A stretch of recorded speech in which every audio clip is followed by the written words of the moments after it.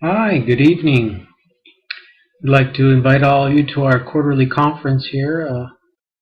Thank you for all for taking some time together this evening and going over some of our objectives. And today we're going to be discussing community and public health. So our presentation today is labeled Public Health Wheel. My name is John Hagedorn, and without further ado, let's get this ball rolling. So we're going to go over the public health system. We're going to hit up some key points. We're going to hit up the role of the community and public health, review the organizational structure. We're going to go over some legal and ethical dimensions of the public health community health services, analyze some of the funding, find out what the role of communication. Public and community health services are part of everyday life.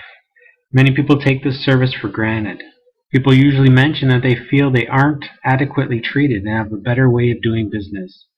Problem is that they don't know how the system works and can't wrap their finger around the fact that there are a set of checks and balances that they need to be done.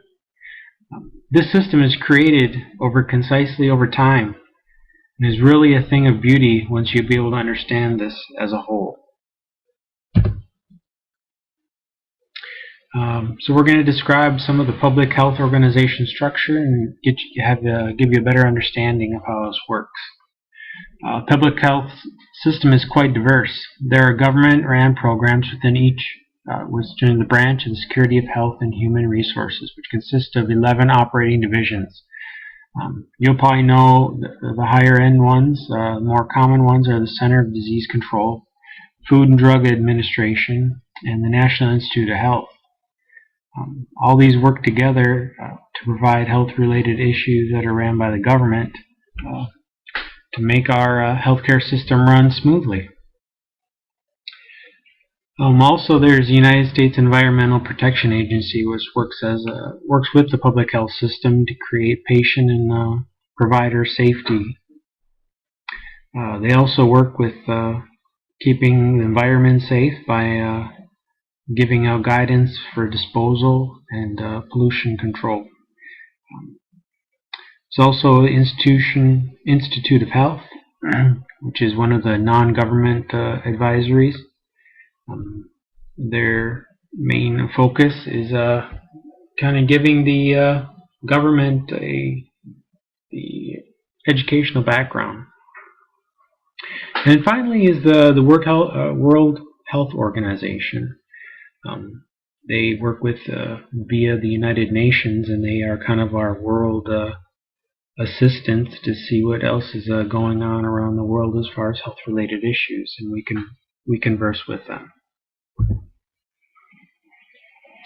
So now we're going to go over some of the community and public health, what our role is with the population.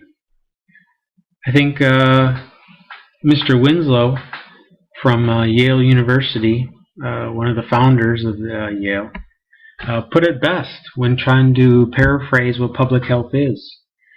He mentions that science and the art of preventing disease, prolonging life, promoting health and efficiency through organized community effort in the sanitation of environment and control of communicable infections.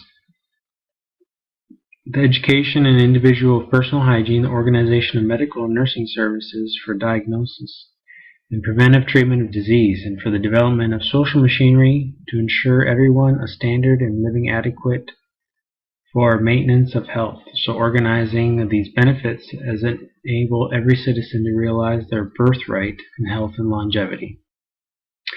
Some of the roles of public health are assessment, policy, development, and assurance. So assessment is done every 4 years, and that's done just to make sure everything is up to date and we're moving along with the needs of our population. Policy development works with the making sure that we have the correct laws and guidelines that we are following, and pushing that through Congress, and making sure that we're staying along with the political processes to keep everything going along with the healthcare. And assurance. That's ensuring the providers and the population, that making sure that we are doing the correct steps to provide safe and efficient health care. The community health roles are a little bit different because they emphasize more on a local basis. And the World Health Organization indicates them as a community health emphasis disease prevention that is directed to the needs of the entire population. Although the activities and programs may change with times, the goals in community health remain constant. Basically, it's a revolving door, and just making sure that the correct local organizations are running to provide what the people need. Now we're going to go over the role of communicating between healthcare programs. So communication is the single most important factor when providing healthcare. Communication between community and public health programs are required when local issues are found at the local and required for government intervention. Communication is not only verbal, advertising is done, as well as public instances where a community's health system is also key. The best way to transmit health information is through health communication campaigns. Health communication campaigns are taking into consideration changing and improving environmental and economical situations.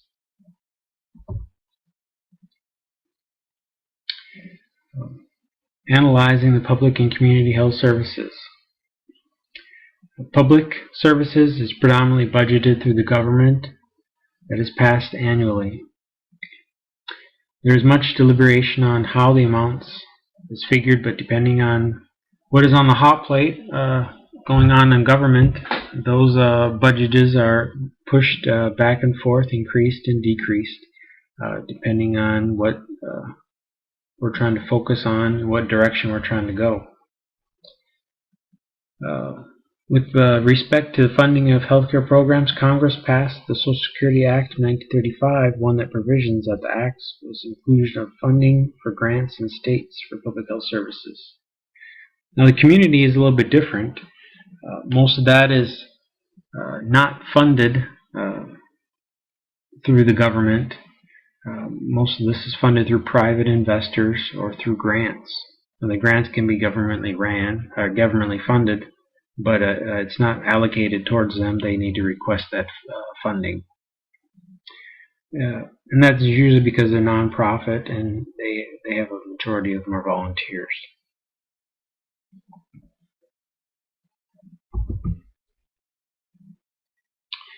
So some of the legal and ethical dimensions of public and community services. Ethical issues are challenging for the medical profession because there are two sides of every story. This is governed by the Office of Government Ethics. Many times they need to remind of other health agencies that they have a higher guidance to abide by, like the case of the National Institute of Health. The report addressed the Department of Health and Human Services also questions whether those officials oversee the agency's ethics problem.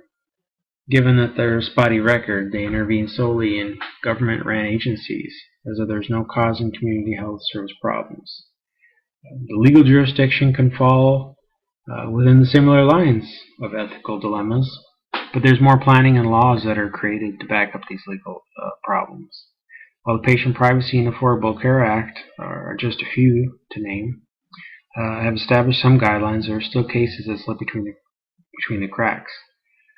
Some of the things that we're looking forward to in the future, as there are already some established, is the medical and legal partnerships that provide an interdisciplinary holistic approach of patient care and problem solving by incorporating lawyers into the healthcare system to assist in addressing the socioeconomic determinants of health and reducing health disparities.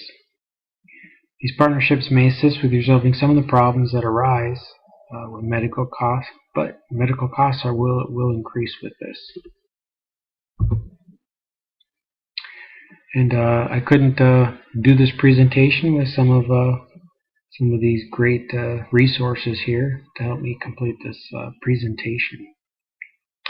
I appreciate your time, being able to listen to this information, and I hope it will help you in the future.